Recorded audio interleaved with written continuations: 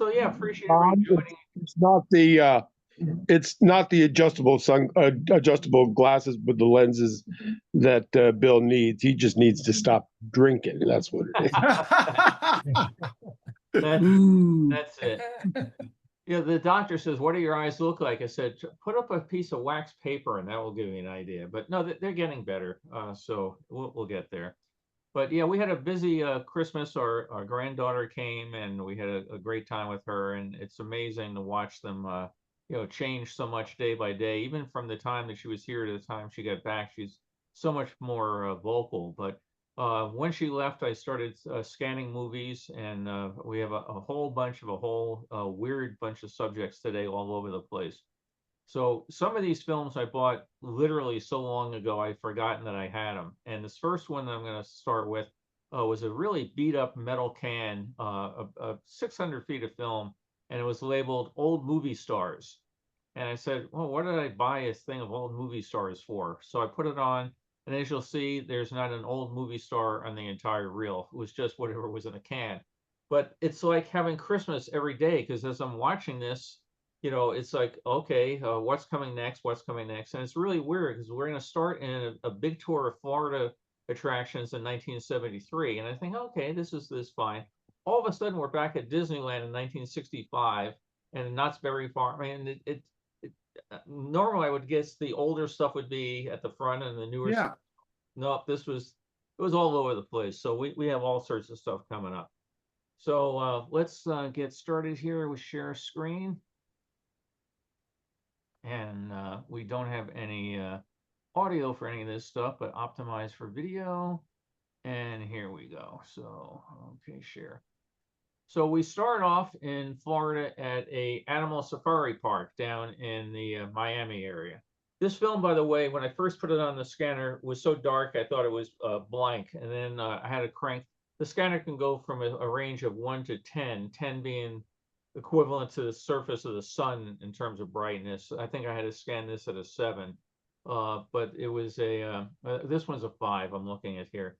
But anyway, didn't go up to 11. Park. What's that? I said didn't go up to 11. Yeah. Spinal Tap. Spinal There Tap. you go. Yeah. Yeah, I was just thinking that. Where's this at again? Yeah, the Animal Safari Park outside of Miami. I'm Okay. guessing every one of those animals is dead now. I imagine so. And now we're at Silver Springs. If anybody ever, and what I did was I scanned this twice. One's bright, one dark, because this scene here was light, so I'm gonna have to splice them together. But if anybody went to Florida in the early pre-Disney days or the early days of Disney, there were all sorts of other places to go. Silver Springs and Cypress Gardens, Wiki Wachi here. And this is the big attraction here was glass bottom boats. Anybody else ever been to Wiki Wachi? No, I knew of My them. daughter, my wife. Yeah, they used to film scenes from Sea Hunt there because the water was so clear. And like I said, you go out on the boats and look down. And then all sorts of animals. They filmed again, this is what the tour guides tell you. Whether it's true or not, you don't know. But they filmed a Johnny Weissmuller Tarzan movie there. And you see these monkeys and stuff. When the movie was over, they just let them go. And now they live out in the woods outside there. You can get pretty close to them. And then this was a part I remember going there in about 1970 or so and seeing a herd of wild pigs, and they come swimming out to the boat. I mean, how did you expect to have your Saturday, filled up with days of swimming pigs, right? Look at the way they all line up too. Yeah. And now they can't get rid of them. Yeah. I'm sure that's they become quite a pest. All the way to Texas. Yeah, Yep. but we had big problems in Texas with them. But it did spur a new industry that they catch and process them. Yeah. Look, that's like Japan. Yeah, they can be pretty nasty from what I hear. Oh yeah, They can kill. Wild boar. Yeah. They can kill your butt. So now we jump to Disney World, and we get to see different type of deer. Sky ride. Yeah, sure missed that. Coming Yeah. out of the train station here. Matter of fact, coming up, let me grab my calendar here. I've got 2 talks coming up. One on Thursday, the 15th, about the first 10 years of Disneyland, and the 22nd, the first 10 years of Walt Disney World, that I'm doing for the Adventure Club of New York. So I'm having fun going back and pulling out pictures of all sorts of weird things and little bits and things you see of what's changed from then to now. It was a lot less crowded back then. Oh, yeah. Now you can see on this guy, he had some shots, like the last one was very overexposed, and bing, the next one pops in. So, I guess somebody gave him a camera for Christmas and he hadn't read the manual yet. Or There's he the didn't boss. believe the manual. Yeah. So again, this is 1973. That's the year I visited. What's that? That's the year I visited. Oh, okay.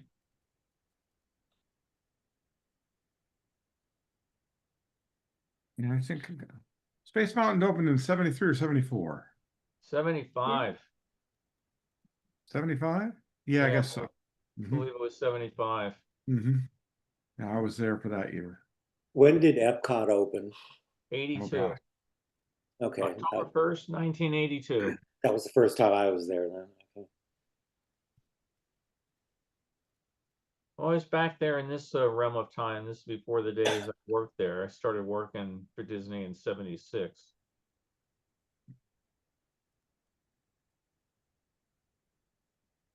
And the tree house.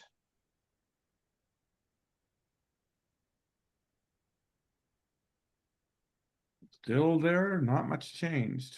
Nope, they didn't get the Tarzan overlay. They kept the original design. I heard they were going to take the Tarzan overlay out on Disneyland. And They put it did. back.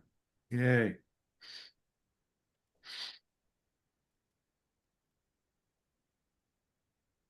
It wasn't bad. But So, is it now back to a Swiss Family Robinson theme? Mostly. They put some of it back. What was interesting is they had taken some of the stuff out for Tarzan, and then they had to put it back. And the big thing they took out was a water wheel, and the water wheel had been donated to a museum. So they went off and they were able to reproduce the water wheel by recasting it and putting it in. So there's some old stuff there and some new stuff there, and it's much better than it was beforehand. What kind of museum would want a water wheel from Disney? Probably any one of 1,000 Disney nerds. Yep. Years ago, the archives asked me if I could find a home for a Tyrannosaurus Rex, and I said, "Oh yeah, that should be fine. I'm sure somebody will want it," because the one from the World's Fair wore out. That's at Disneyland, and we tried all sorts of places, and I actually found one museum that was pretty much interested in it until they got in touch with the Disney legal department and found out just what they had to guarantee that they would or would not do with this T-Rex. But you think that it would be a great thing to put in your living room, right?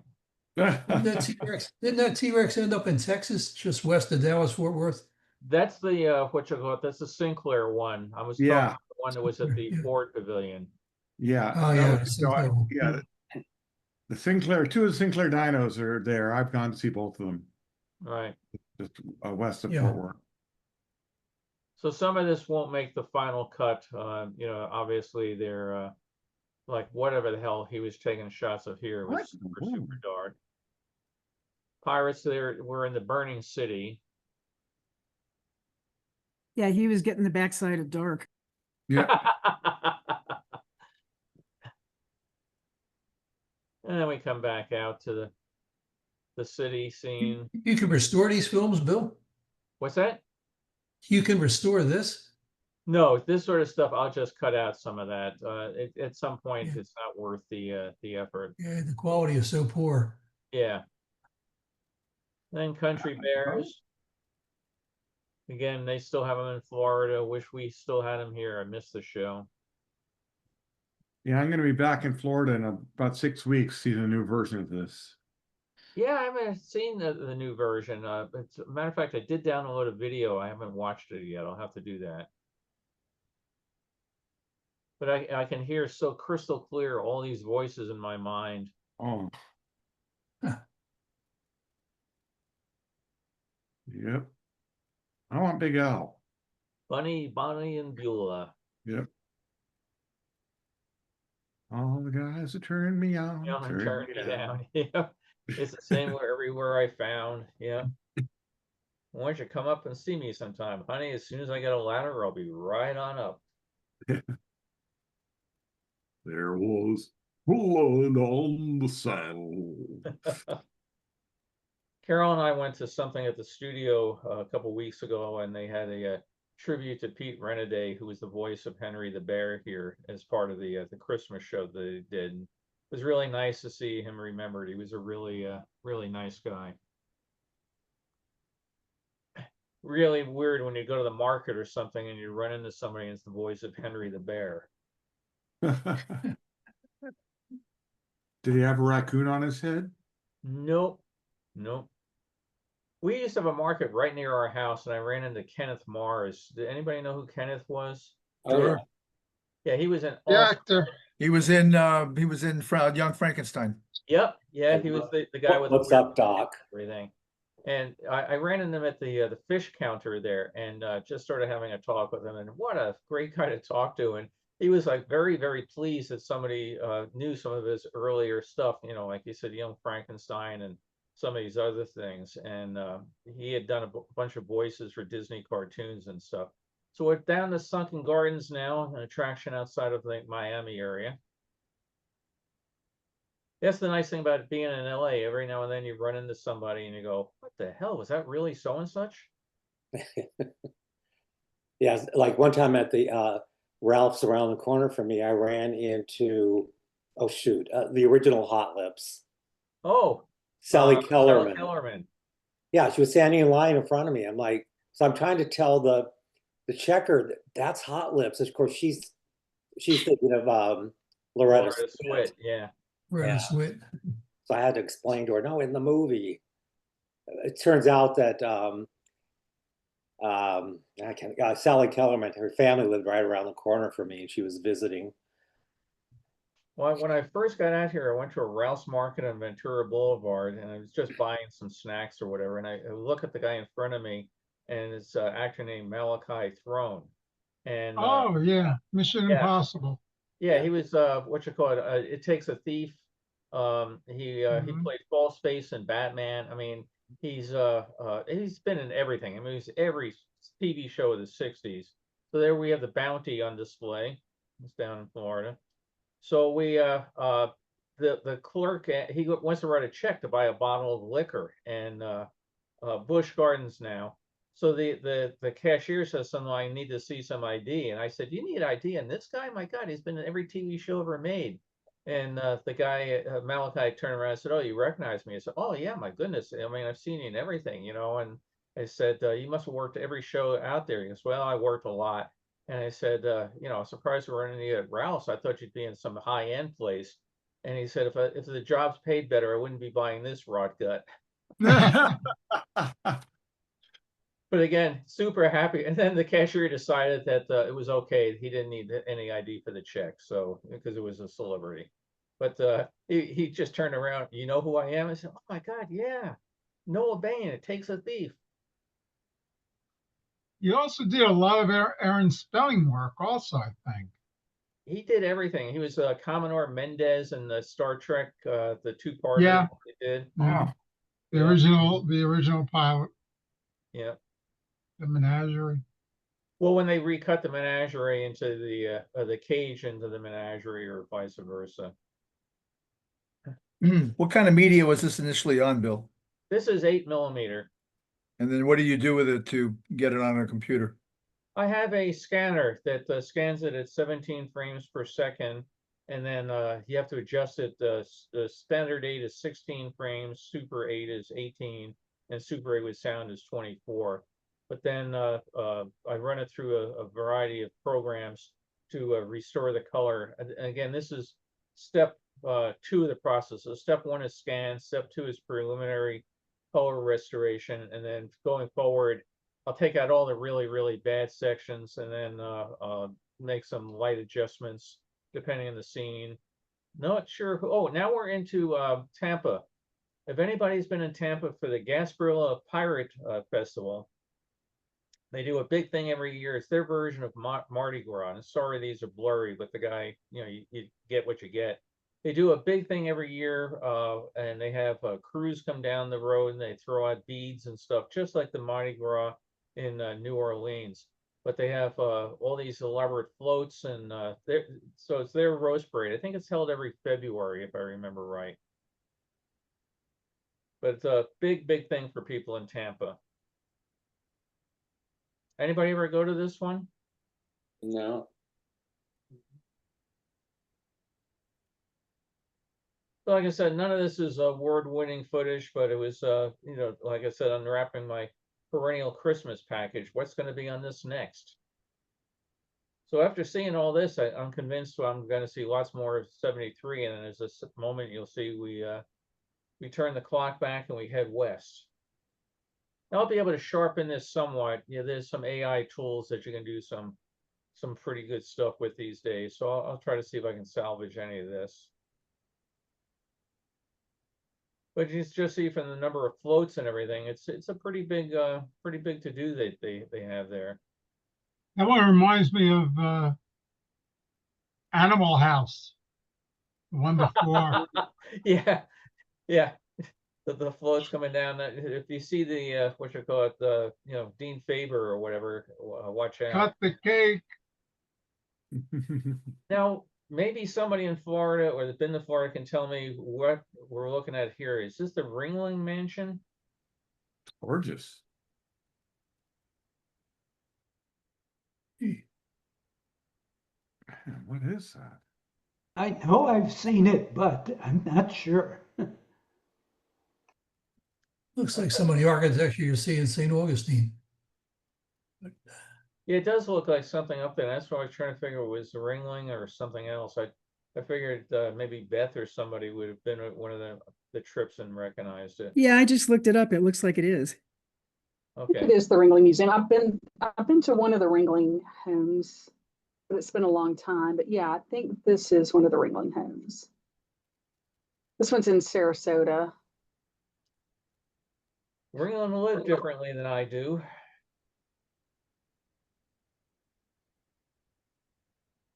I can't even imagine how many gardeners it would just take. Yeah, I was just thinking, who wants to trim all those hedges? I know.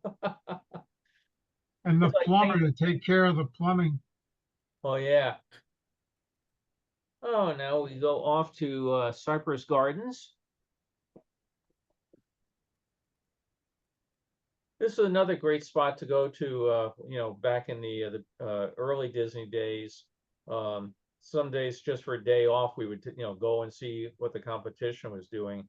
I believe this is now run by the state of Florida. I think if I remember right, it shut down, went bankrupt, and the state decided that they needed to keep it going. Very pretty grounds. You'll see part of that coming up. Besides the water ski show, there's lots of plantings and walkways and things to go through. I got a lot of pictures. My father visited this in the mid 50s or maybe early 60s. He took a lot of pictures of this, especially of the Southern Bells. Oh yes, yep. They had women that would sit around in beautiful ball gowns and that. Now the guy Tommy Bartlett that put on all these ski shows was hired to do the water ski show at the Seattle World's Fair, and then he came in and put together the Florida ski show for the '65 season in New York. So I guess if you wanted a water ski show, it's hard to top Tommy Bartlett. I can't think of, from my days of water skiing, I can't even imagine how many hours it would take of practice to do that.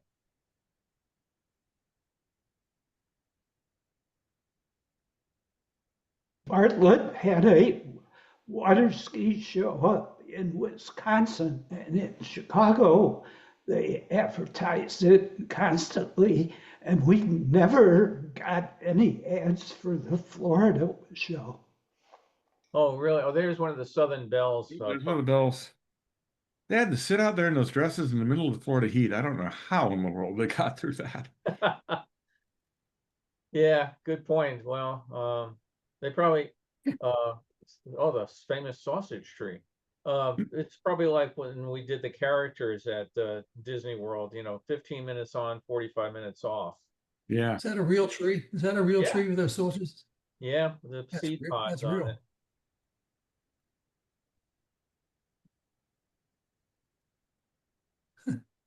They used to have those sausage trees in Animal Kingdom, but they weren't real. Oh, they And weren't. No, and then Were they the sausages ended sort up of edible? no, Can you eat they those ended things? up they ended up taking them out. I don't know why. Are And they now all edible of a though? sudden we're at Disneyland, 1965. So Bill, what was all this news last week about them tearing out the ticket booths At at Disneyland? Disneyland? Yeah, I saw a bunch of stuff about that. Does everybody know? Didn't see that. Yeah, they weren't the original ticket booths. They were like the third or fourth generation. They cleared them out. They're going to put some sort of expansion of a restaurant or something in there. But now there are no ticket booths at Disneyland. You have to do it on your phone. Really? Wow. Yep. I think over by the kennel, they still have a few windows built into that building. But other than that, So you can see a few things have changed here. We saw back there the Swift meat package, Upjohn Pharmacy, and this was right when the Tiki Birds was relatively new, and they have the what you call it, sign up here for United Airlines. And if you look over it, there's the Barker bird. He didn't stay there very long because so many people came down and they were watching the bird. It was Wally Bogue that did it, and he was very entertaining, but it started clogging up the entrance to Adventureland, so they had to do away with the Barker bird. yeah, it's not a very wide area to begin with. No. Yeah, the pictures that I was doing, getting ready for this talk, show that area before they put in Tiki Birds. This is sadly gone. The Tahitian Terrace. This is Yeah. always a great spot to get a nice meal and also entertainment. And the people that work there, these dancers and everything, if you put up a picture, they go, "Oh, that's my cousin, that's my sister." I mean, it was a very close knit group of performers that all knew and worked with each other. And then one day Disney laid them all off. It was Aladdin's storytelling hour or something, and Yeah, it became Aladdin's, whatever. And now they have, you can go and get food in there again, Dole Whip and stuff like that. But they don't have the show anymore.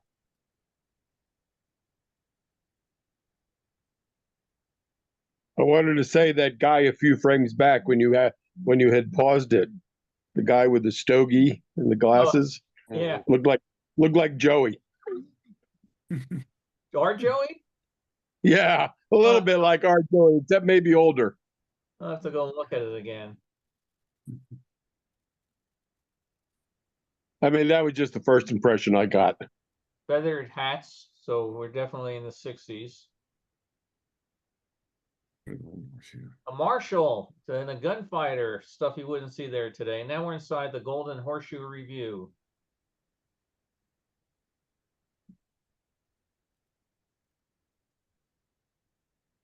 And again, boy, I can come back and think exactly what the songs were. I saw this show so many times. Betty Taylor. Yeah. There'd been a copy of this show that was on Wonderful World of Color that somebody had posted on YouTube, and it's been there a while. But recently, somebody had reposted an enhanced AI version of it. It was really clear. It was really crisp. It's on there somewhere if you go look at it. I think it's like listed under AI enhanced or something. Yeah, it was kind of a stylized show. That's the one with Annette, and they did all sorts of things that weren't really, in the Golden Horseshoe itself, but it's still great to see.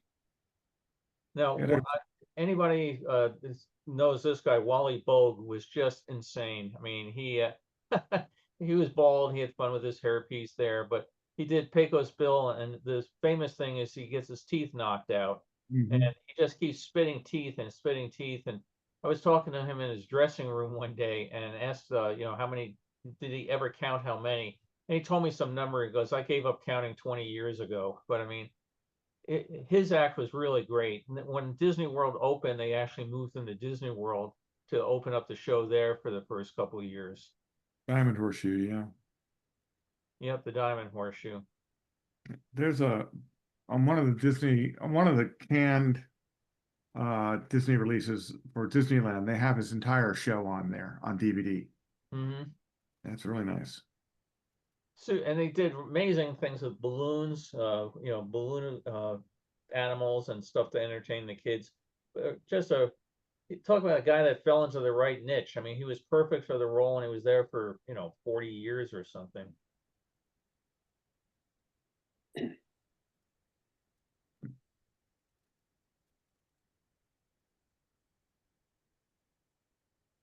Don, his little 5 or 10 minute thing, on the standard Wonderful World of Color is pretty good. But I'm curious. I'm going to go look after today if that full hour you said of his show may be on YouTube to download.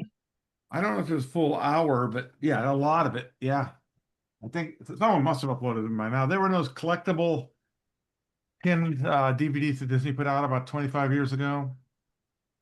Yeah, I'll go look. Somebody must have moved it to YouTube by now. But yeah, Disneyland USA is the name of the collection. Oh, you're talking about the treasures.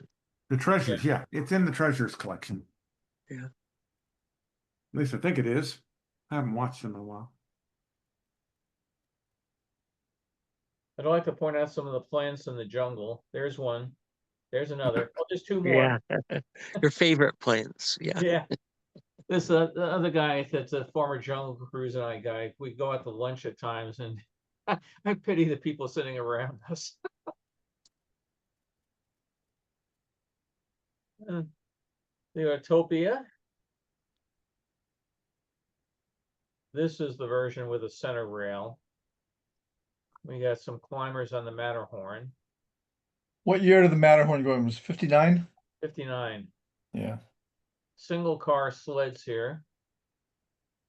And now we are on a ride through the Matterhorn. And who took these videos again? I have no idea. Like I said, this came in a can that was labeled, oh, here we get the mermaids. This was labeled old movie stars. But you just get them through collections. Yeah, and there's a mermaid swimming out there. Beautiful.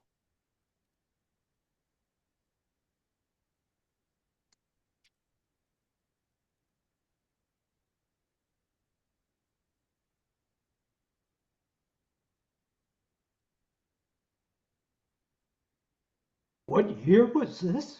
65.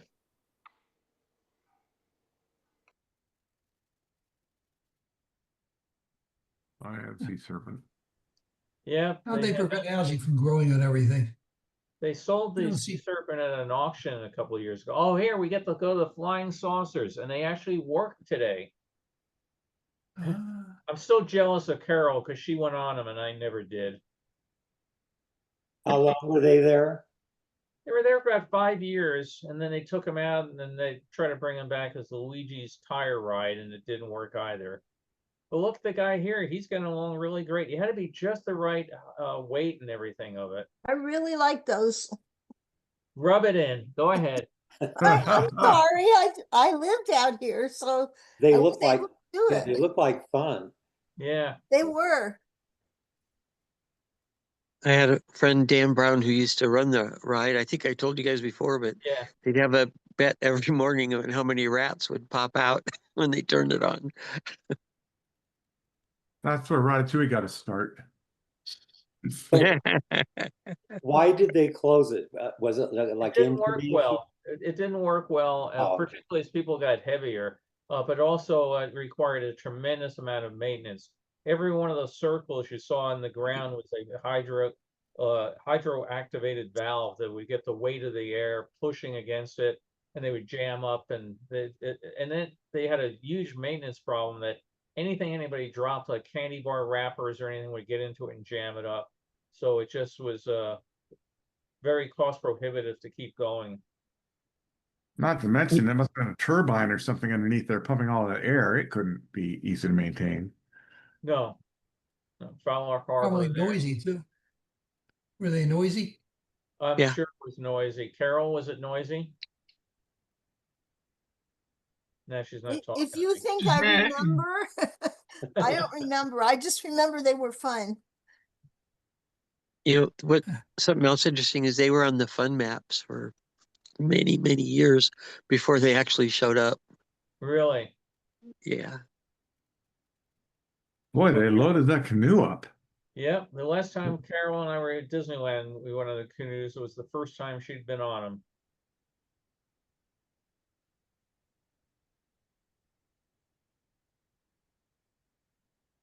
So a nice leisurely ride on the Mark Twain now.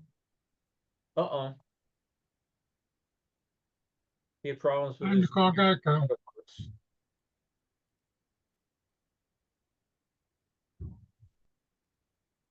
I thought the guy that did this, again, he had some issues with the lighting and everything, but it was nice that he took such nice long shots of things and didn't try to, capture everything in one 50-foot reel. For sure. The Indian burial grounds.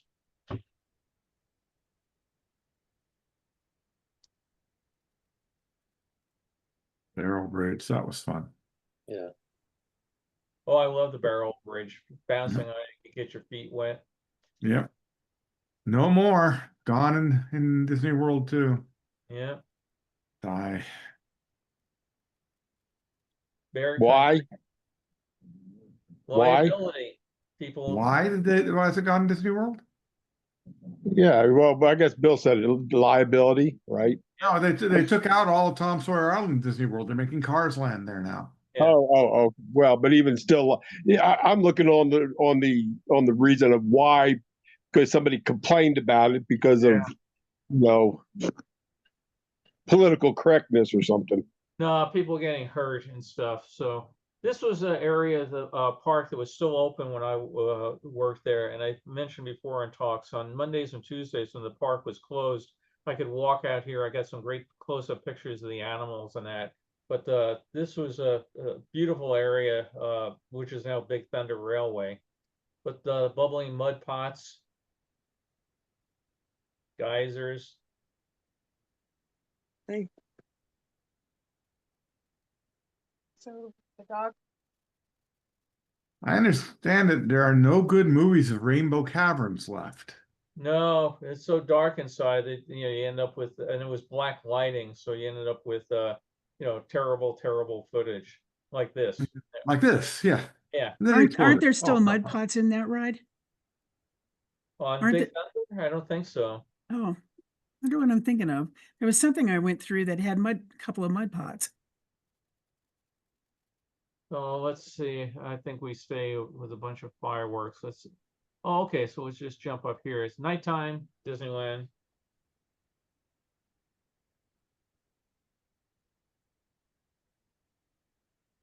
And we make one last visit to the flower market on the way out. Got to get some plastic flowers.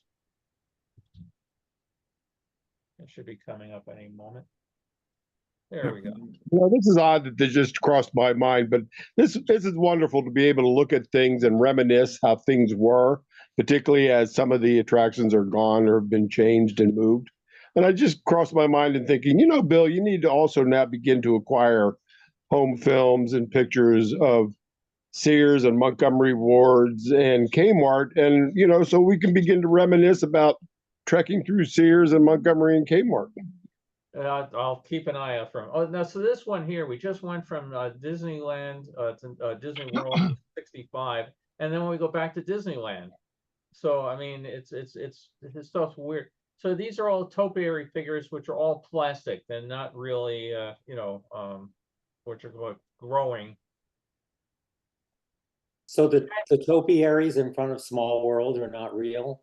Or if they're The ones out in front of Small World are, but those are others. So they had studied them around while the others were growing in. So, Bill, this is all one long film. It wasn't spliced. No, this is one long film, Whoa. 45 minutes, 600 feet. And like I said, when I got it, I said, "Oh, what's it going to be? Why would I buy old movie stars?"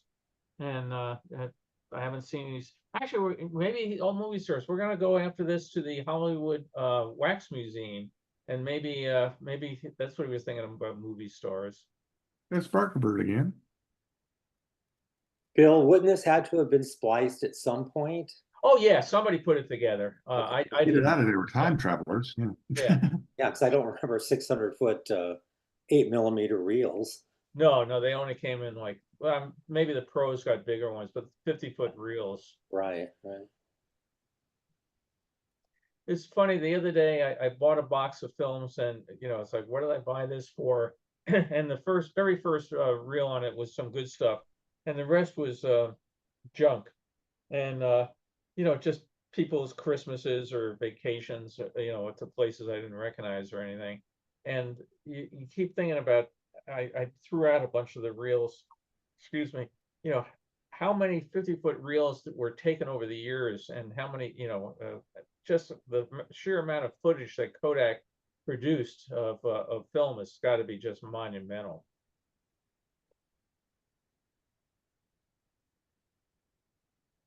Well, we've talked about this before about. Oh, wow. I'm sorry. This hotel's always fascinating me. The building's still there, but it's nothing like what it was in those days. The space age. Yeah. Where is that? It's across the street from Disneyland in Anaheim. Yeah. Yep. It's still a Best Western, I think, but it's not space themed anymore. What's that thing on the roof? Just a doodad to make it look modern. Satellite. Yeah. They just threw random futuristic looking stuff at it. It's a cool place. Look at Blue Rock, how futuristic. And we're in, I think it was Stoper's was the name of it. Stoper's Space Age. A futuristic grape. Yeah. Those grape things were really popular in the 60s. My mother had some in the dining room, really cheesy looking, kind of like Roman style bird bath thing. It's amazing when you see some of the stuff from the 60s and thought people were clamoring to go get it. Yeah. Now we're in Buena Park. Bill, you should take that and make a screenshot of it and put your name in there, because you do have a museum. Yep. He had a Rolls Royce that outside of Movie Land, and he would do a big stunt where he would put Frankenstein's monster, a guy dressed up, driving around and try to get people to come back to the museum. Wasn't this whose car was that? Wasn't that was from the movie The Yellow Rolls Royce, wasn't it? Yes. Yeah. Yellow Rolls Royce. That's the actual car? That's the one. So, yeah. So we go inside. We get to see some of the wax figures. I remember when I visited California in the late 60s, it was like the Wax Museum made money because they were open on the days when Disney was closed. Yes. Yeah. Looks like a color negative. Yeah, no, it's just super Rolls Royce exposed. ever actually built a yellow car. Luckily, every now and then you get one that works. Here's another fine mess you've gotten us into. That's supposed to be Bridget Bardot. Bridget Bardot, yeah. She just died. Scarlett Yeah. O'Hara. Frankly, my dear. Let me give it a Will Rogers. Oh yeah. Fred Astaire and Ginger Rogers. How cool. Not bad. Lawrence of Arabia. Peter O'Toole. No, that's Valentino. Oh, Valentino. Sorry. Al Sorry. Jolson, I think. Mhm. Who? Buster Keaton. Ah, well, I should have recognized him. Shirley Temple. Hmm. Marilyn. The famous Marilyn Furstenberger. No.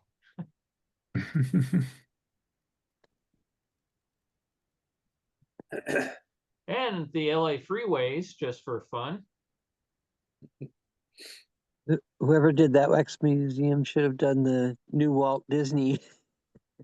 Yeah. Their Yeah. characters look a lot more real. Now, this is another one that's not identified on here, so if anybody's able to name this one for sure. What is it? It beats me. It's a theme park with a car ride. Yeah, it's an arrow ride. I Train recognize ride. that. I had one of those in Coney Island once. I wonder Huh, if this is, great. I wonder if this is a Travel Town. No, this isn't Travel Town. No, not Travel Town. Boy, it's big, whatever it is. Not. They didn't have that. Do we know, is it still in LA or do we even know No, I that? have no clue. I don't know if we've gone back to Busch Gardens or something, or because there's a whole bunch of things in here about alpine type things like Oktoberfest and stuff. And if you try to look up Oktoberfest theme park, you just get the Oktoberfest in Munich. But there's an Oktoberfest land. Huh. So if anybody can identify this one, I'd love to know. Well, community something. Autobahn. Yeah, it's a German theme. I bet you it's Busch Gardens. Just because of all the German stuff.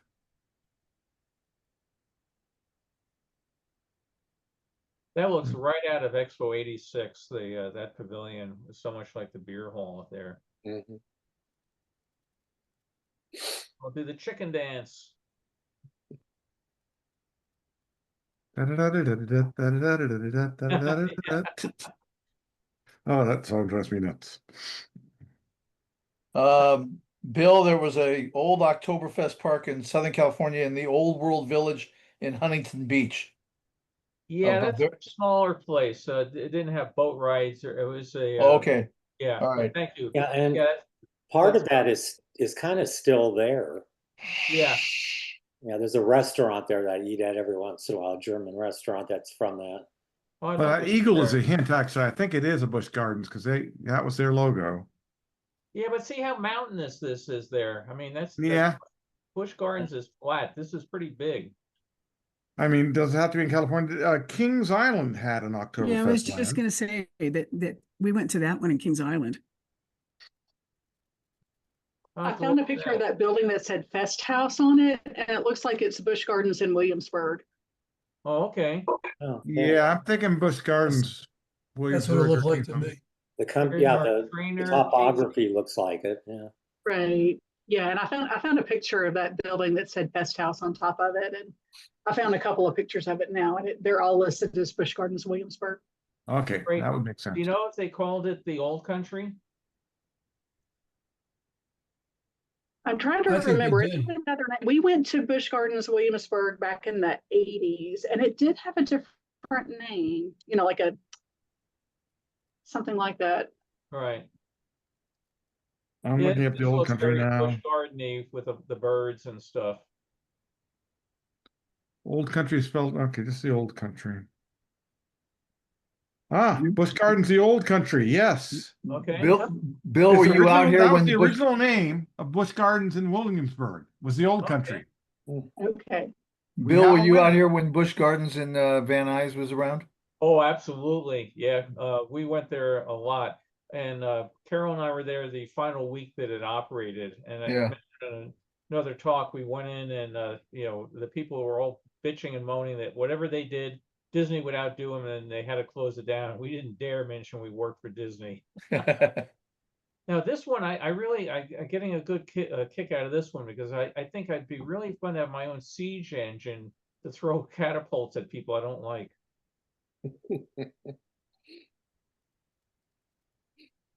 Muppets? Muppets. It must have been late in the 70s, huh? Those looked kind of like the Bill Baird marionettes. Yeah. Or, yeah, not Sid and Marty Krofft, I don't think. No. Oh, look, I love Yeah, that. I We're think elaborate. it's Bill Baird. Yeah.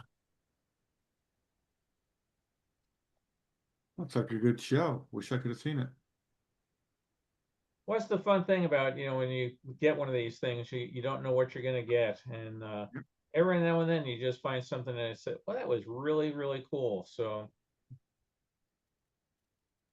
Yeah, but apparently this opened as the Old Country and later changed name to Busch Gardens later, but people there still call it the Old Country a lot of time. That's the end of that. So let's see what else we have here.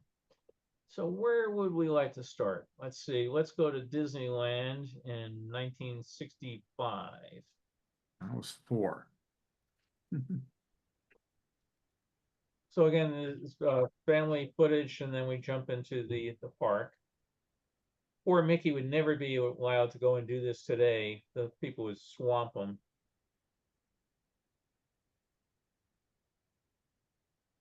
And I look at that and I can view the guy, Paul Castle, the guy that was Mickey at that time, with a cigar smoking little guy that was as a ornery a guy as you'd ever want to meet.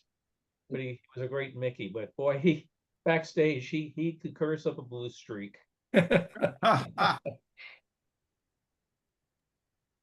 He was very protective of Mickey, though. I mean, you know, job security, but he really got into the role. Bill, do the characters interact with guests at all anymore, or not? Pretty much just staged photo ops. You know, you come out and, you know, stand in the line, get your picture taken. They're very rarely out in the park wandering around anymore. Yeah, we just got back from Disney World in Star Wars Land. The Mandalorian was walking around with Grogu, and he was super interactive. You know, he basically picked who he was going to interact with. You know, it was one of the few that weren't like what you said, where you know lined up for a photo op. Right. And yeah, he just asked all kinds of funny questions and stuff. It was really fun. Well, when I did Chip down at the park, I really enjoyed it. You know, you get out and you do things like somebody be walking and you come up and stand behind them. And if they turn around, you try to turn around so they couldn't see you. And everybody else would be laughing, and the person would be trying to figure out what's going on. And you'd be, you know, behind them making, you know, funny motions or like rabbit ears over their heads or whatever. And you'd see how long you can keep it going before they finally turned around and saw you. It's just fun little impromptu things like that. I really had fun doing. Yeah.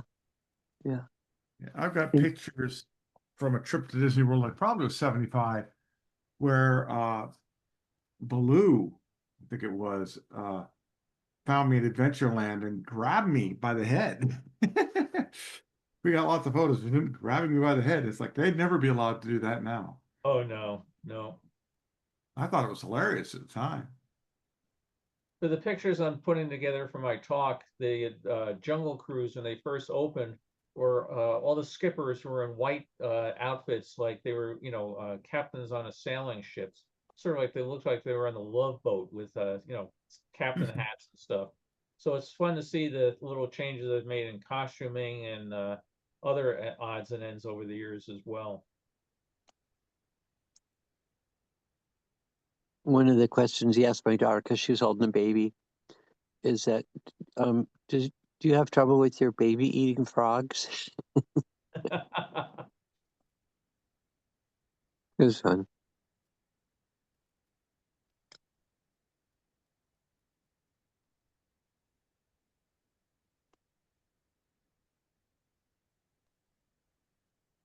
You can see this film had some trouble over the years with all the scratches and everything else, but the next step I have a program that cleans up some of that. That was interesting, because one of the old Sky buckets was running with the new ones. Yeah, this is the new ones, the square. But there was an old one running with it just there. Was there? Yeah, go back. I just got sick on the teacups when I first started going on those. It made me queasy. Yeah. Go back. Yeah, I agree with you. Yeah, whenever I ride them, I'm fighting to keep the thing from spinning. Oh, It's a lot of work to keep it from spinning. Hang on here. Our kids beg me to go on it with them so I can spin it for them. Yeah, it's coming Yeah, out. look at There, that. yeah, an old bucket with the new buckets. Huh. I've never noticed that before. Excellent catch. Wow. I thought they just did them all over, and I never realized. Yeah, that's really something to watch. Well, yeah, I was going to ask what year they changed them, and all of a sudden this one popped up. Which is Well, they which is the probably new kept one? it for maintenance purposes, you know, one breaks down, you put the old bucket in its place for a while. Which is the old and which is the new? Yeah, but Round the ones are round old. one, the one here in front, the round one is the old one. It only seated Oh. 2 people, and then Bob Gurr redesigned the larger ones. They seat 4 or more. Very good catch. I didn't even notice that. Wow, great.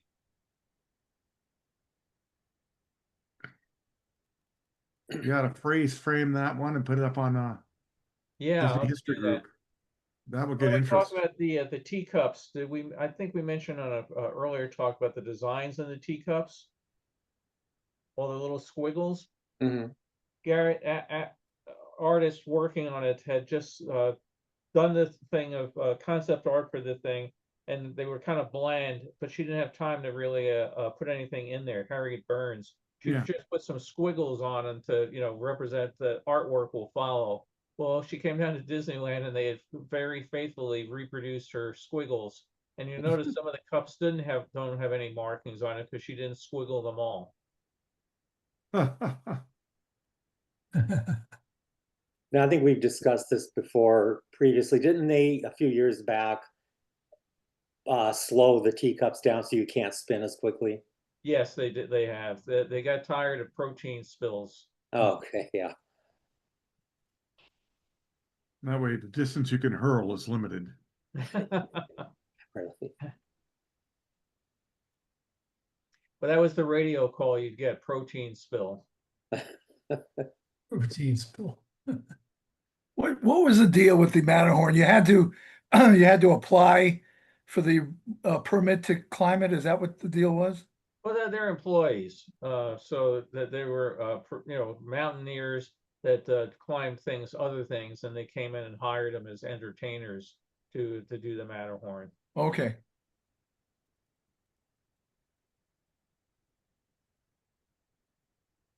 And this The is big there he empty is. Matterhorn. He's up there taking a break, waving to everybody. This is one off on the left, one on the right.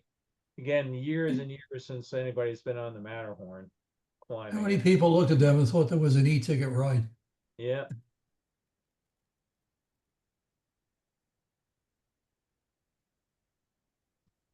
No, I've gone up to the top of the Matterhorn, opened the hatch, looked down, and said, "Good enough for me." I'm gonna go out on the side of that thing, Why were you up there?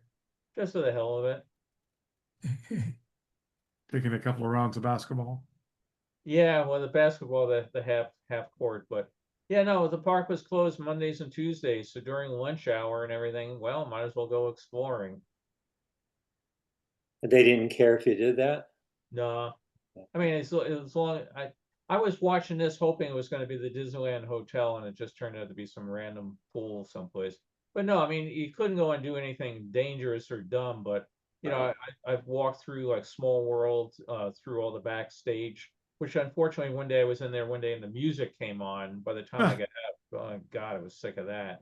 But you could walk through the Pirates. You could go anywhere you wanted to, and as long as you didn't mess anything up. That's why, like I said, I went out to the Nature's Wonderland area all the time, and there was somebody had left an old metal chair out by the side of the water, and you could just watch the geese coming in and migrating and stuff. It was really great. Then we got more Disneyland. I don't remember the year that this is offhand, but we packed up the family car. Anybody know what kind of? We don't have Brock here today. Anybody know what kind of car Is this it is? a Rambler? No. Not a No. Rambler.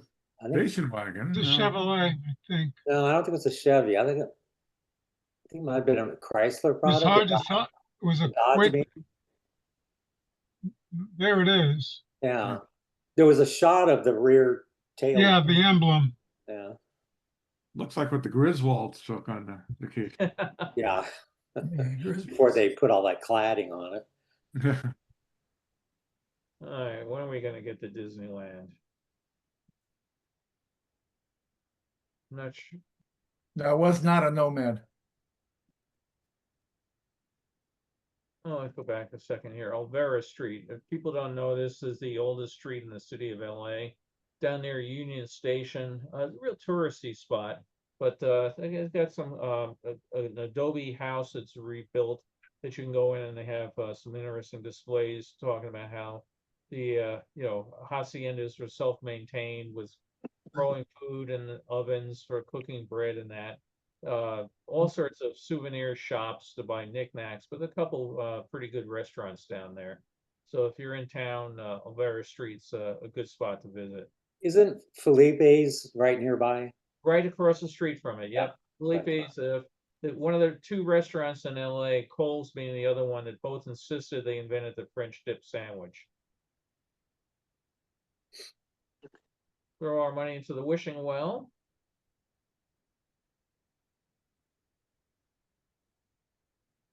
And I think we're at the La Brea Tar Pits. Yeah, it's Yeah. a tar pit.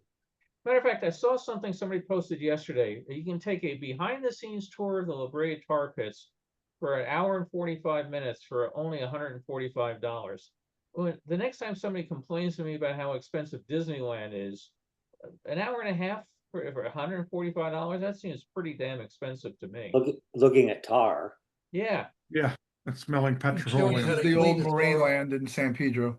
Yeah. They're showing you how they clean the tar off the bones. Yeah, it's actually Palos Verdes. Right. Penguins being penguins.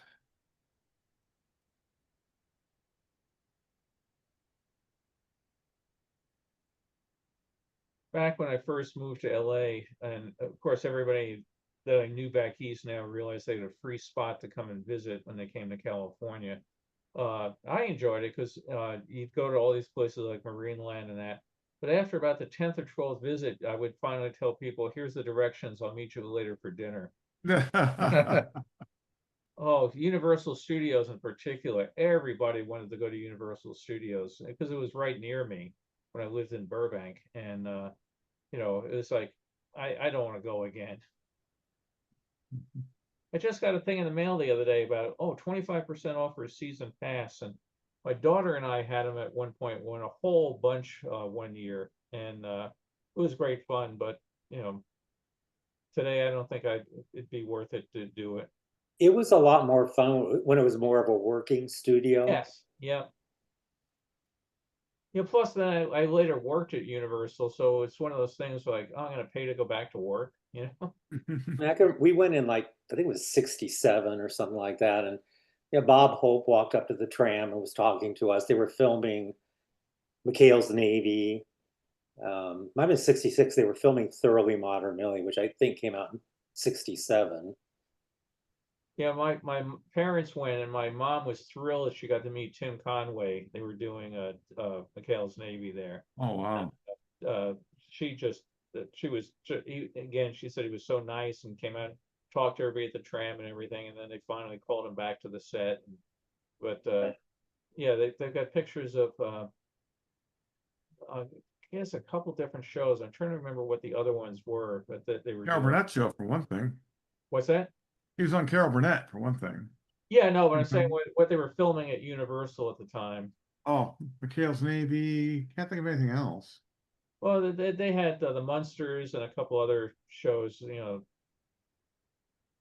different times that they would go. My dad was in the shipping business, so he would come out here, and occasionally she would go with him.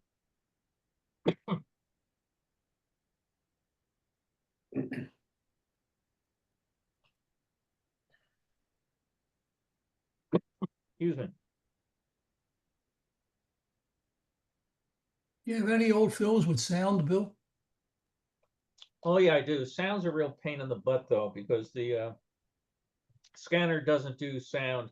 What I've got to do is take the sound and play it on a sound projector, digitally copy the sound, and then link it up to the the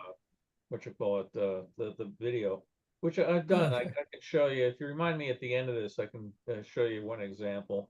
And I've got a whole bunch of others, the souvenir films that Disney sold to the parks and that. Somewhere I have yet to find. I was on a TV game show and I won a sound camera and projector, and I took a number of reels of that until I found out how expensive it was to see if I can zip this through this. To process it. Yeah. What game show were you on? You may have mentioned it before. Oh, Crosswits. It was a Oh yeah, I remember that. crossword puzzle. Oh, just go back right here, by the way. Let me just go back. So we're out of the parking lot. There's the ticket booths that are gone. Yeah. Mhm.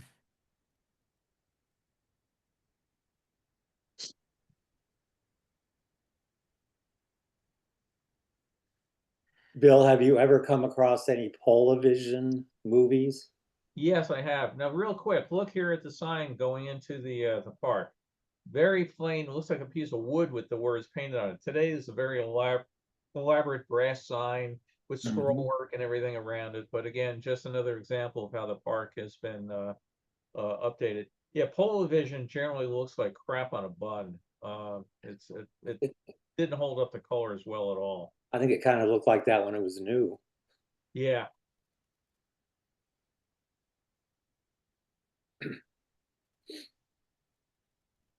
Hey, I'm in show business.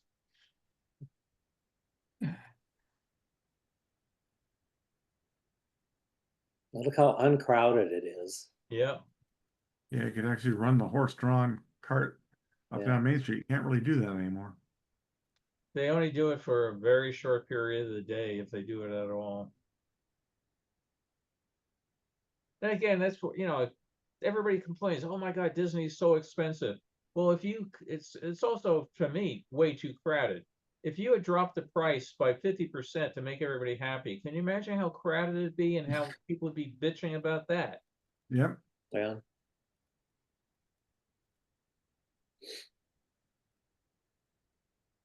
What is the ticket up to now? 300 and something. There we get How the old much? Skyways. A park hopper pass is 300 and something Oh my God. For one day? for one day. No, that's just for No. the day. Then you have to pay again to go at night. Yes, So right. it's for the $300, it gets you there till 6 o'clock, and then Wow. from 7 o'clock to midnight, you pay again. Another $300. Is it true that attendance is down because of the prices? Yeah, It Bill, isn't down at Bill, all. Bill, I think the mistake is that died. the cost is ridiculous and prohibitive. I think people would be much happier if Disneyland came right out and said, we're gonna limit the attendance. If we reach our capacity, sorry, but everybody will have a much better time when it's less crowded. Come back another day, we'll make a reservation for you on another day. Sorry, but that's the way it is. We'd rather do that and cost $100 than just pack them all in at 300. The hard thing about that, Gary, is that people come from all around the world, and maybe Right. they only got, a day or Right, so two you have or- to do some planning. How My can- wife and I are going to Venice Italy in March, and we're making our plans now for everything from the train to the excursions, because you just have to plan in advance, otherwise they'll sell out. I just Yeah. think that They you can did control exactly- crowds. They I did think that exactly that with COVID, though. When they first reopened the park, strict limits of how many people could go and everything, and people bitched about that. Right. In Right. general, people are just going to bitch. that's Yeah. right. You know, That's right. ex- But I just think that it's the same with Dodger Stadium. When it costs $1,000 for a family of four to sit in the bleachers and go to a game, something's out of whack. Oh yeah. Yeah. Go back here real quick. Expo 2025 in Osaka did that reservation thing. You had to make a reservation for a specific day, specific time, specific gate, and then many of the pavilions inside required reservations for a specific day, specific time. Yeah. And some people loved it, but a lot of people really hated it. That's why I didn't go. That's why I didn't go either. I mean, if you get over there, you're being asked to make a reservation for a show you haven't seen, that nobody has seen, so you might miss one of the good things. Real quick, this is the original Jungle Cruise dock, which they redid. This is at Disneyland or Disney World? Disneyland, yeah. That's too I understand. fancy. I understand Tokyo Disney Seas and Tokyo Disneyland have reservation systems, and they cap the attendance at a certain point. Yes. So, and it works well for them.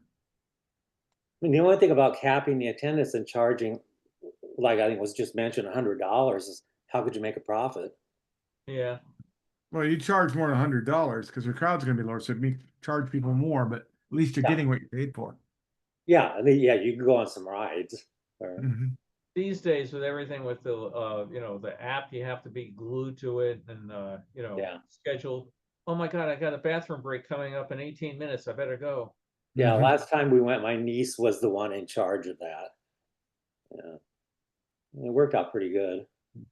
And if you want to ride something and not wait 2.5 hours, you pay $30 more for that privilege. Yeah, that's a really annoying part. Yeah, pass became Yes, they call it the ridiculous. lightning pass Lightning now, lanes and now, yeah, yeah, multi-pass. and we didn't do that at all, and it was very, very crowded. We still got to do everything. I mean, I yeah, I don't know how they can change it. I'd like to see them get rid of all the fast pass systems, just put everybody in the same queues. Yeah. They have those Queues would go single lane faster. riders too, and you'll see a whole family, go through the single lane ride. Yeah. Mhm. The Autopia with no guide rail. Oh, wow. Bob Whoa. Gurr's nightmare. So when were the guide rails installed? About 65. Okay. There's a thing I'll be showing on the talk I'm doing about the Tomorrowland boats, which were an early version of the motorboat cruise, but not on a rail. And they would just let you go into a lake, and then people that did not know boats did not know how to get them back into the dock. So definitely rails have an advantage. When is that talk, Bill? Where's that? for? Hang on, let me grab this here, the calendar here. January 15th is Disneyland. That's a Thursday at I guess it's 5 Pacific time. So the 15th Disneyland, the 22nd Disney World. And if you go to the Adventure Club of New York page, they're there. Thank you. Yeah, this was just more family stuff, and then off to the zoo. I wonder what zoo. Oh, God. Today, of course, OSHA would say you can't do that. Look at that ride; it will kill I people. used to love those at San Francisco Zoo. This might be San Francisco Zoo. I think it believe might it be. is. Yeah, I think it is. Yeah. Yeah. Looks familiar to me. Well, the elephant train, is what I know. yeah. Mhm.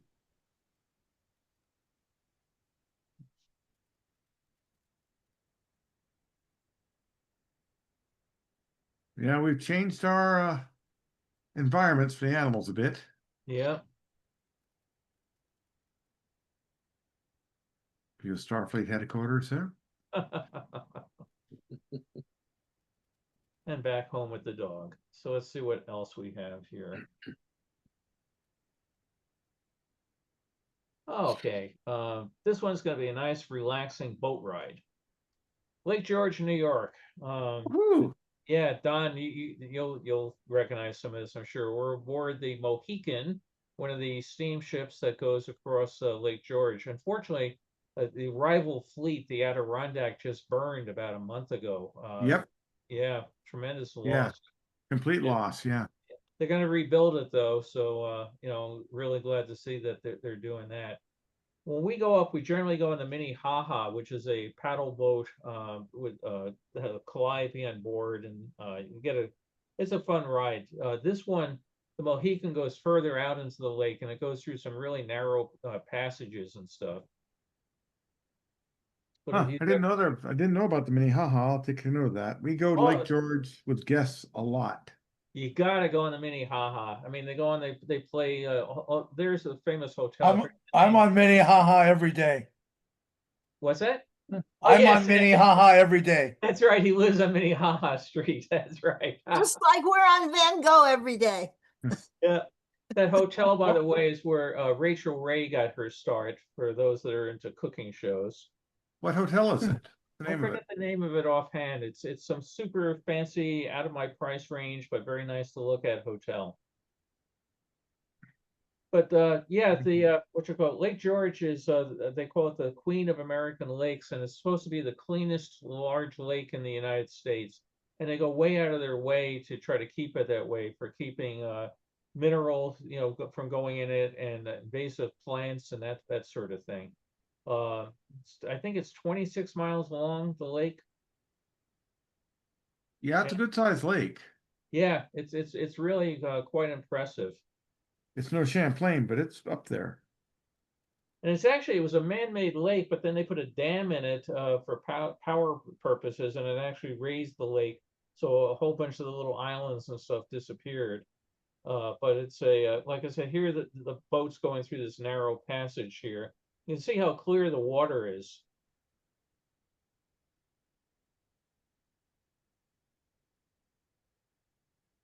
Hey, he's enjoying his cruise. Go away. Looks like John Cullum. Don't know that one. John Cullum was on Northern Exposure. Oh. He played Holling, the old dude. Looks a lot like John Cullum, actually. Okay.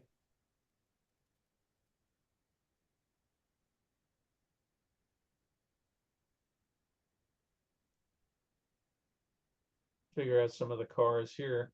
All the bumper stickers that all the other tourist places would stick on them in some of the cars. And now they just go camping, and we don't need to bother seeing any of the rest of their adventures camping. So let's see. Okay. Then we hop off to Catskill Game Farm, 1980. When did that close? Oh God, it closed around 90, something like that. I know my daughter was born in 86, and we went there with her as a youngster, so it was still operating late 80s, early 90s. You can go out there now, and this house, this big building behind here, the Giraffe House, is now Airbnb that you could stay at. Mm-hmm. Actually And, thinking of doing that. I thought about it too, but did you see how expensive it is? No, I didn't look it up. Yeah, it was I like imagine it's $40 pricey. a night or something. It was fairly up there for the thrill of wandering through an old theme park, an empty theme park. I mean, Yeah. Let me look that up. It's not like it, but an hour and a half from maybe 2 hours from where we live. yeah, just a little south of Albany, near Kingston, New York.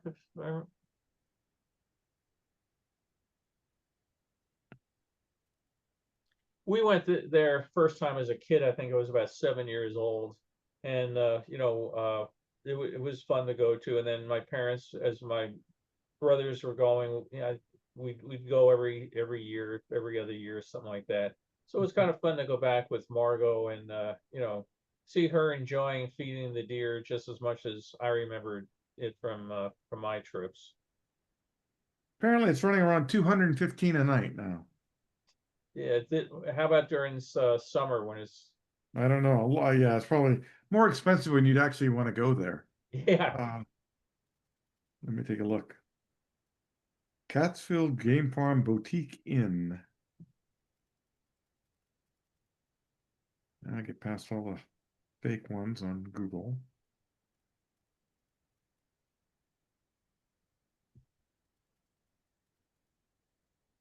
This place had a tremendous number of bears, and they had a bear pit that you could go look down, and got pictures my folks took of taking my younger brothers out there after I had gone off to bigger and better things. They went a number of times, and just kind of fun to look back and remember them.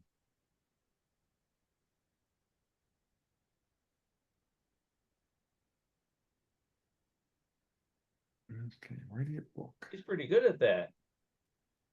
It reminds me of the movie The Man with Two Brains, where they give him a drunk test. Walk on your hands.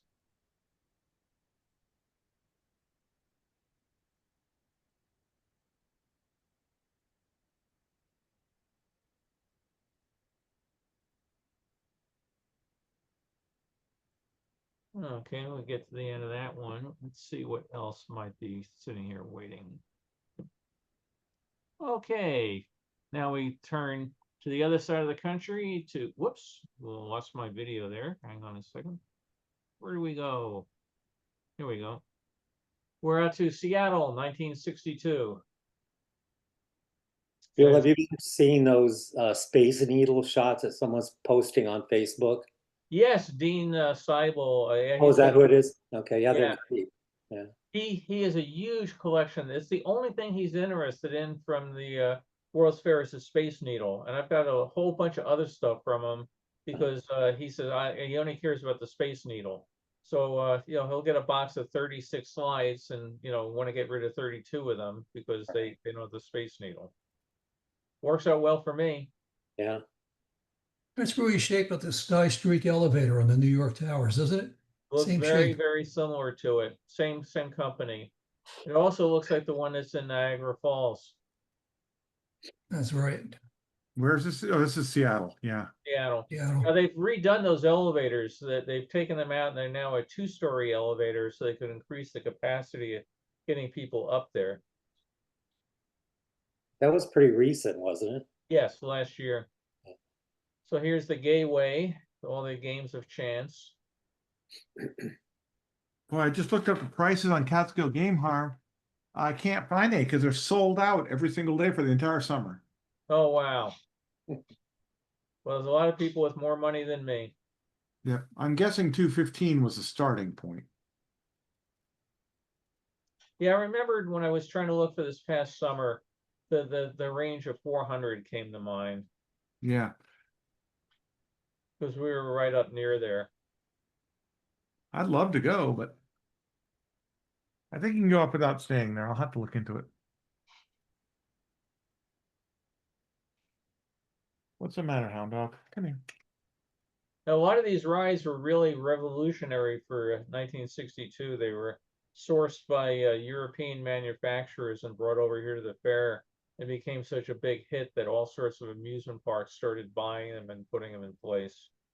Yeah, a lot of them were at the Brussels. I mean, I don't know if the exact ride was shipped over from the Brussels World's Fair, but they were similar to the rides. Right. That they had. There's the Cessna helicopter up at the top of the food circus. They had the hopes of making helicopters as popular as Cessna's 150s and 152s. It never came to be. A little trickier to fly than a Cessna. Yes. That's a strange helicopter, though. You recognize the model, Bill? Yeah, it's a Cessna. I think it was called a CS1, something like that. Yeah, that front grille is unusual for a helicopter. Okay, that landing Overshot the pad a bit there, dude. Yeah, a friend of mine who has this helicopter license says he always feels like he's flying 10,000 spare parts in close formation, determined to come apart. That's funny. Well, any aircraft that has one nut at the top of the thing, if it fails, you're gonna fall out of the sky. I don't like so much. Well, every time I flew, there was one nut that could make you fall out of the sky. Yeah, on helicopters. No, the pilot. Yeah. Yeah, they call the nut on top of the blades. They call it the Jesus nut because if That's it comes right. off, you're lost. Yeah, I'll never forget. I was for the last like 10 years that I worked as a flight attendant. I flew Maui turnarounds, LA, Maui, and back in the same day. And the pilots always laid over because they couldn't do that turnaround. And one time, because of fires or floods in Maui, they helicoptered the pilots from their layover hotel to the airport. And I remember the captain walked on. He was green as pea soup. I'm like, what's wrong? I just got off a helicopter. I'm scared of them. It's like, No kidding. Boulevards of the world, the shopping area. There's the Berlin Pavilion. Has everybody here jumped out of a plane with parachute or a helicopter? I've Nope. jumped out of a plane with a parachute, but never jumped out. I've never jumped out of the helicopter, though. Yeah. Why jump out of a perfectly good airplane? Yeah. That's the what joke. my airplane comes with there's a futuristic car. Oh, yeah. Yeah, ours was made to fly with a what you call it, parachute seat pack. And they also had when we got the plane, it had a set of red cushions in it that were much more comfortable than oh, get out of the way. Oh, somebody else does the same thing. Then get out of the way. Well, we were going out to fly one day, and I went out to the locker and I picked up my parachute and I'm carrying it to the plane. And my partner decides he's going to fly on the sit on the seat cushion. So he said, "You going to sit on the thing the whole time?" I said, "Yeah. And if anything goes wrong, I'm going to be writing it down while I'm watching you holding your cushion." He looked at me about 10 seconds, turned around, went in, put back the cushion, picked up the parachute. I always figured it was uncomfortable, but boy, if I ever wanted to need it, I didn't want to have to go back and try to get it out of the locker. Well, they've got a big parachute kit you can put on the plane, so the whole plane parachutes down. Yes, a whole ballistic parachute. Mm-hmm. Apparently, fairly good success record with them. Oh, didn't know that. That, and they put auto land on your plane, so that if your plane loses pressure, the plane just finds the nearest airport and lands itself. They just, for our LAPD drone fleet, just added ballistic parachutes to them, so that if anything goes wrong, they don't fall down out of the sky on people. That's a good choice. Yeah, they had one come down and during the testing phase, it came down, something failed and it dropped out of the sky right into a baby carriage. Luckily, it was empty, but they said, "Oh boy, that could have been bad." So off, it's one of those things you have to do the trade-off of the weight and the reduced battery speed, length to carry that weight. But yeah, they decided that the ballistic parachutes were a good idea. Anyone ever explained to them that if the plane parachuted down on top of that baby carriage, it probably wouldn't be very nice either? It's probably a lot better than a 30-pound drone dropping of 200 That's feet true. You have a chance to get out of the way if it's parachuting. Yeah, I was actually impressed though. I think it was New Year's Eve. It was raining like hell out here. It was really, really raining. And somebody called that somebody had broken into their house. And the helicopters were granted by the weather, but the drone was there in about 7 minutes. And even with the pouring rain, with the infrared capabilities, they're able to say, "Okay, go check in the backyard. We see somebody over here." Very, very impressive technology. Drones are cool if you use them well. Well, the other thing that they're going to be helpful for is we get called a lot for a collision, and they'll say the collision at Chatsworth and Zelza.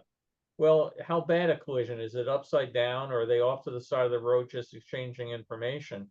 And they can just pop a drone over there and say, okay, we need 4 more cars for traffic control, or it's a nothing, don't bother.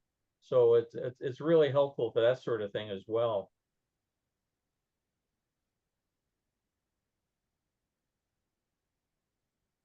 The Dupin Fountain outside of Canada. It's still there in the park today, which is now used as a de facto wading and swimming pool. Now this, I have to try to find out the dates. They had a whole bunch of antique cars out here outside the art museum and the opera house. And I have to try to see from newspapers.com or something if I can get an actual date for when this was done, because that was not a standard exhibit at the fair. I've got a book that gives almost everything that ever happened at the fair. See if I can find it. Yeah, that'd be great. Oh, where did that go? I think I've got that book too. It's a great book. World's Fair section. What have we got here? They're great old cars though, aren't they? Yeah. This the book? Oh, where is it? That one? Oh, where am I here? Can you see that book? No. Oh, I can't see your screen, but yeah. give me a It's minute. called Century 21, The Story of the Seattle World's Fair. Yeah, that's it. That's the puppy. Yeah. There's a modernistic. Should be in there. Everything that was ever put in that fair shows up in that book. Right, yeah, here I got it in my hand. Let's see if I can see it. Looking for my copy. I know I own one.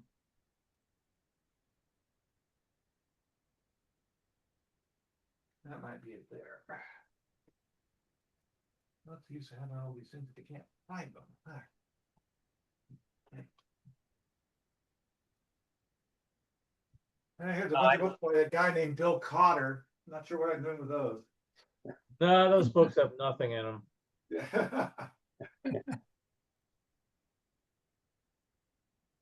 Yeah, I'm at that list. It has like daily attendance and events that took place that day. Yeah, I remember every single day. It's just really thorough. Yeah. Can't find my Century 21 book. That disturbs me. When the film's over, you have to show me what the book looks like to I see if I have it or need to go get it. Yeah, mine's kind of falling apart. Well, this is Here, Live the Future Remembered. The 1962 Seattle World's Fair. That's the one I have is different than yours, I think. Let me see if I can find it here. All right, we have one last movie. Flying boat just took off out of Catalina. And we end up at the Knott's Berry Farm. Do we know the year of this film? I do. I don't have it handy right in front of me. It was roughly mid-60s. So I wonder before or after they started charging admission. I think it's after. Okay, so index. Antique. So here's the Calico Mine Train ride that can help date it from that. That's still, I mean, they refurbed it about 10 years ago, but it's an amazing ride still. Yeah, no, it was very definitely ahead of its time compared to any of the Disney attractions. I imagine it really caused Disney to step up their game. American Automobile Association Day. That might have been it. Let's see. American Automobile Association Day. I actually have pictures of the day that they did that with a giant cake at the Plaza of the States, Don. The head of the auto club came out and made a speech, and then they all had cake. Ah. Now this I got a real kick out of. All these people walking in front of the moving train. Today this has changed totally. Fences on either side. You can't walk up to it. You can't walk in front of it. You know, I mean, the whole safety thing has changed.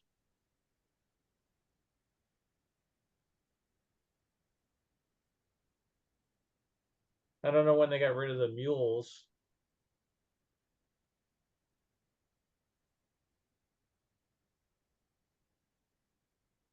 Six, 8.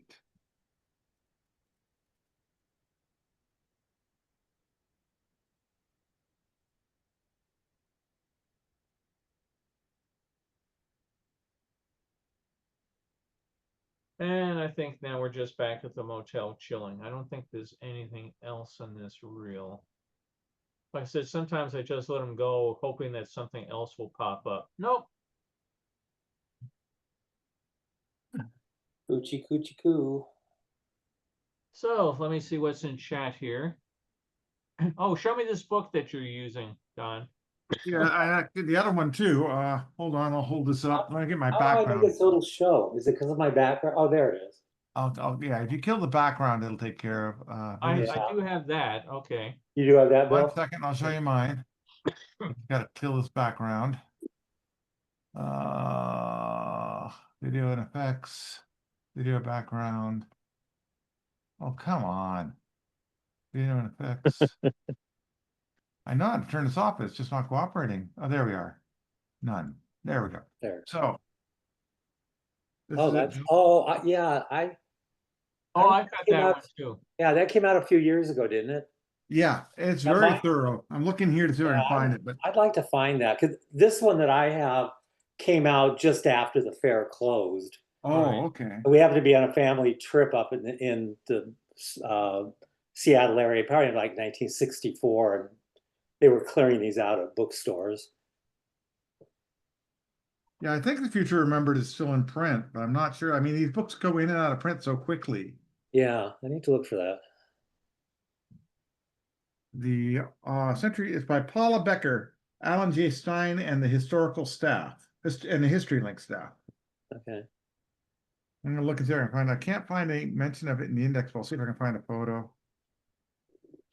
Yeah, the one that I have, I'm looking in the back, it has, daily attendance, and mostly what it has is like, Missouri State Day, that kind of stuff.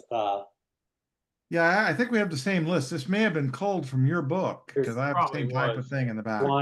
Flying Farmers Day. Flying farmers? Yeah. Once you've got a really big farm, you have to fly to the other side of it. There's like Philippine Week, Kiwanis Day. Bill, got to run, but take care of yourself and Carol, and we'll talk soon. Yeah, Gary, how are you folks doing? That's where I'm going now. Go see them. It's a tough time right now. Yeah, we think about you. So Thank you. Thank you for asking. Gary, if there's anything that we can do I to help. I appreciate that a lot. I really do, Carol. We'll talk soon, get together. Okay, that sounds good. And Say hi to give my Sandy. regards to your parents. I will. Take care. Okay, you too. Bye. Poor guy, his parents are both up almost to 100, and they were both doing great, and they both had to go to nursing homes within about a week of each other. So my. yeah, so he's just going from everything nice and flat to, got to go to this one to see here. I mean, just shows you how perilous all of our easy lives are. Things can change very quickly. So Yeah, my dad's going through that right now. We still have him at home with in-home care. Luckily, he can afford that. But every time I go see him, I go like 3 times a month to see him. He's up in San Jose. Yeah, he remembers me, but he doesn't remember like his grandkids. And if I tell him something like, I'm coming up in a week to take you to the doctor, I'll get a call every day, 5 times a day until I go up there. Now, when was that doctor's appointment? I can't remember. yeah, we were lucky we were able to keep my folks at home until the end, but yeah, that's our goal. Every now and then would get totally confused because he had a stroke, and he'd call up on something, absolutely confused, and I'm 3,000 miles away trying to calm him down or whatever, and it was heartbreaking. There's there are 3 ladies that they're there 24/7. One stays 3 days, one stays 3 days, and one stays 1 day, and she fills in if the others are on vacation or sick. And the one time that the 1 day lady was there, he calls me at 11 o'clock. There's this lady in my house. She says she's going to stay overnight. It's like, Dad, it's your caretaker. I don't want her staying here. Oh, well, my dad, when he first had his stroke, he really confused the hell out of us. He came, he was doing some gardening, decided to take a nap, woke up and wasn't the same. But he woke up in South Nassau Hospital, this South Nassau Community Hospital on Long Island, in the town next to us. But he woke up and he was convinced he was in the Bahamas because there were all these black nurses, and he said, like, where am I? He said, you're at Nassau Hospital. And he was convinced that somehow somebody had kidnapped him and taken him to the Bahamas. It took forever to convince him he was still on Long Island. It was like, wow, what the hell? Before we go, real quick, Michelle, I love the picture you posted of all the shows you've gone to, all the playbills for the year. You must be Broadway's best customer. No, those are the ones I didn't write reviews for. Wow. I did double that I wrote reviews for. Uh-huh. So yeah, I'm there a lot. What is the one that's behind you there? I can't make it out. Oh no, that's just a Mickey and Minnie picture that I I just didn't take the plastic off. I just stuck it up there. Yeah. No, if we were in New York, Carol would be real jealous of you because of all the shows. You have plenty of playhouses, right? You have La Jolla and Seastrom and the trouble concert hall, and get into some of these places is such a pain in the butt. I mean, well, so is New York City. Yeah, well, I guess you have mass transit. You take the train in once you get there. I always take the train, and I stopped driving in 30 years ago. Oh yeah, it makes no sense to drive there. Yeah. Well, even New Jersey Transit is getting a little hairy, so yeah. Carol and I were going to go see a show a number of years ago that had the guy that played Niles from Frasier. David, David- something Pierce. Yeah, David Hyde Pierce. David Thank Hyde you. Pierce. Yeah. So, okay, the show and was at the Geffen Playhouse. So, okay, no problem. That's about 30 miles away. So we'll leave an hour, hour and a half. Maybe we'll get something to eat down there. Got on the 405 as somebody said, "Oh, I will set the side of the hill on fire," and we just couldn't get there. And they said, "Oh, we can come any other time that that we have seats, but we have no other seats." So we didn't get to that. It's just I'm sorry. and then you go to downtown to any of the shows at the Music Center, you can't take the subway in LA anymore. I mean, it's just not safe. So it's just a pain to get this. But just a year ago, on New Year's Eve, we went to Once Upon a Mattress. It just That popped was good. Yeah. And did you get to see that, Michelle? I saw it twice, yes. With Sutton Foster? I saw it once with Sutton, and then her understudy, Cara Lindsay, who you know from Newsies, was on. Oh, we loved it. We thought it was just a great show, and Yes. it was like we got to go more often. But everything sells out the hour they announce it or something out here. And Well, we could buy season tickets, but we don't necessarily want to see all the plays, so we don't do that. Some friends and I bought season tickets to the Geffen. This is probably about 15 years ago. And as you were saying, Bill, we missed like 2 shows. We got on the freeway. Yeah. By the time we got there, either the show was over or half over. That's a shame. Yeah. Yeah.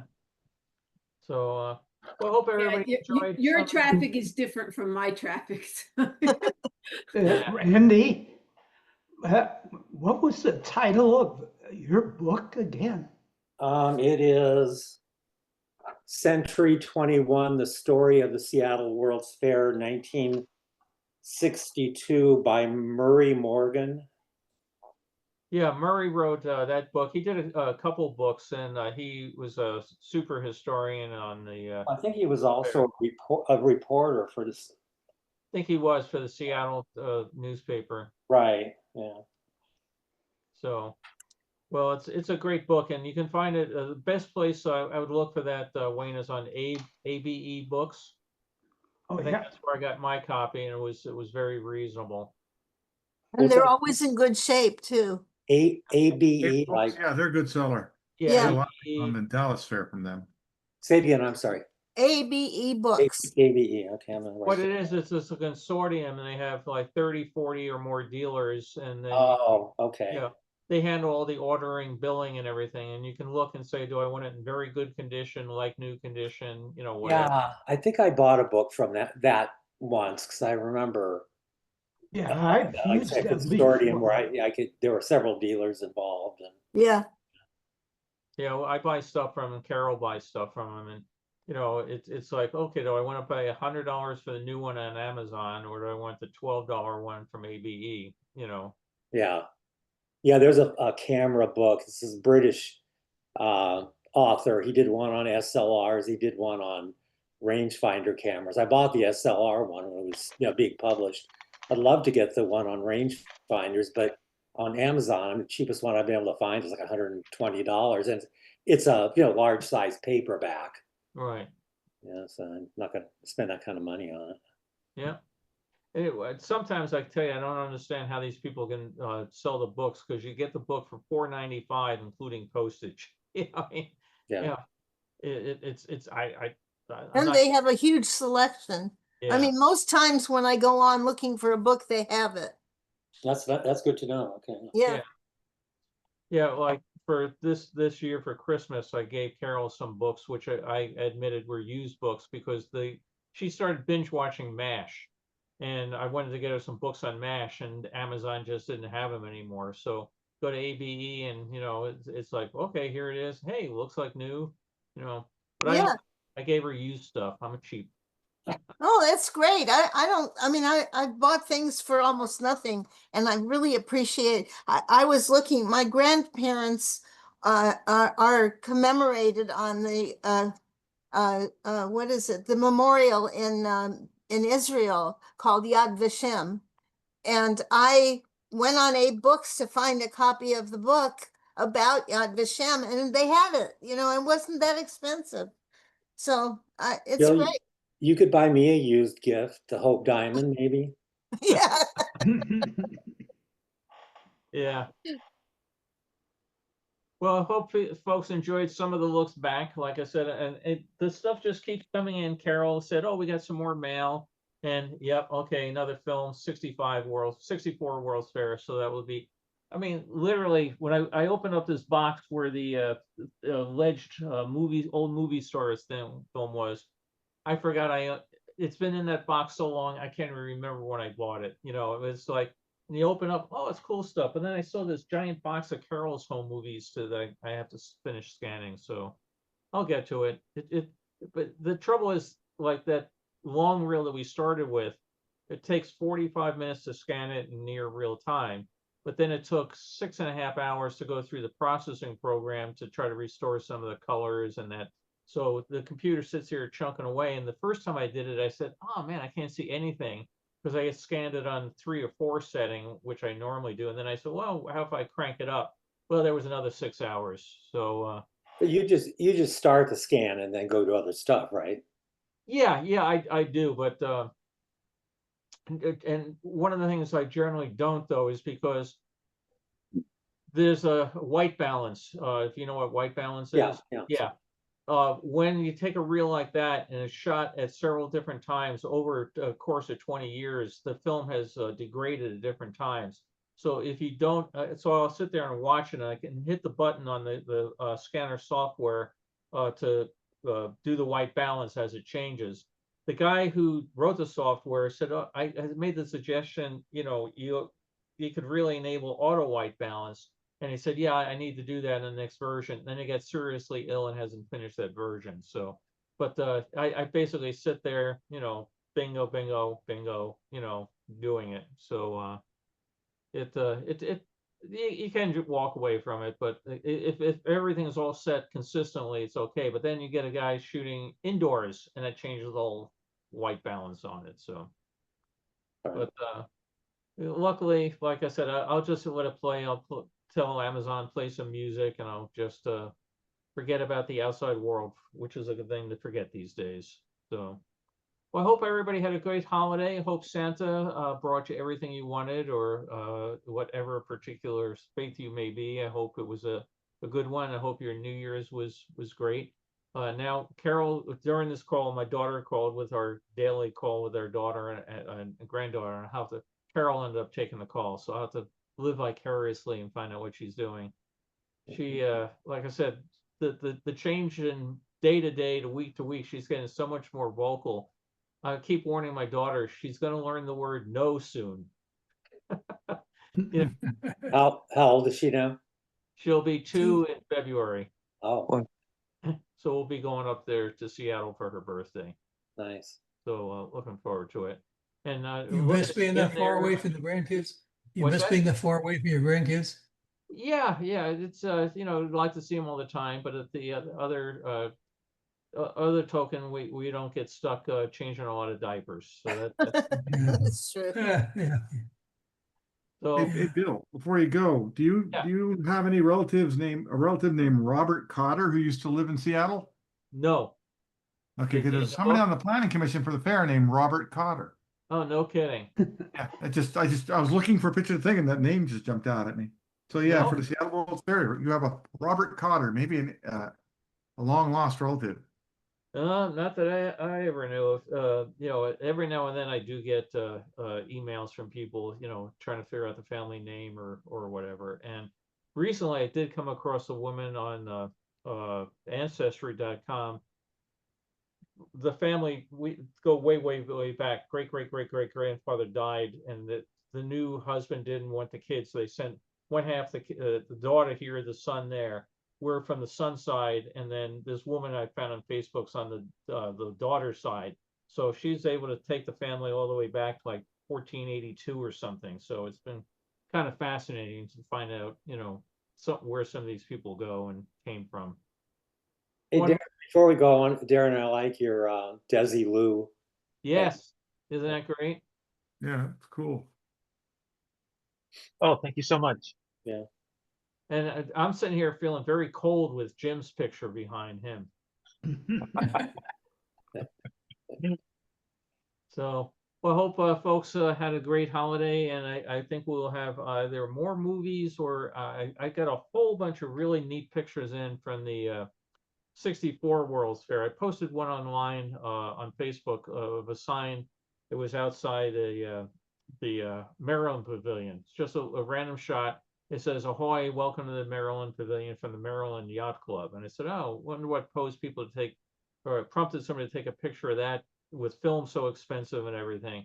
So people, oh, maybe it came from Maryland. Well, the one that I'm looking here at the scanner right now is a curb with a sign that says Turkey under it, because it was under the Turkish flag along the Court of Nations. But it was like Avenue of Nations. But I was like, why would somebody take a picture of the Turkey sign? You know? It must have been Turkish. Yeah, and he came from Maryland. You know, I don't know, but I mean, luckily this guy took pictures of really weird stuff, and I'm enjoying it because you see the same thing over and over and over, and you just say, well, I don't know what made this so important, but yeah, when that popped up this morning, I said Turkey. Okay. Crazy stuff. So, well, hope everybody stays calm and dry and wet and warm and everything. And we're going to get more rain this afternoon for the next couple of days. So try not to float away there, Randy. Yeah, I know. My gardener has missed us for like, I think 3 weeks now because it's rained every day he was scheduled to be here. Well, we're in a drought. We're in a drought in the southeast. We could use some rain here. We haven't had rain here in weeks. Really? Oh, well, we've had quite a bit. And yesterday we were out, and the hills are beautiful green. They're really looks like you're in England, and everything is green. But we were saying how they go green, green, green, green, brown overnight, and then all this stuff that's so beautiful now is going to be fuel. Right. So that's right.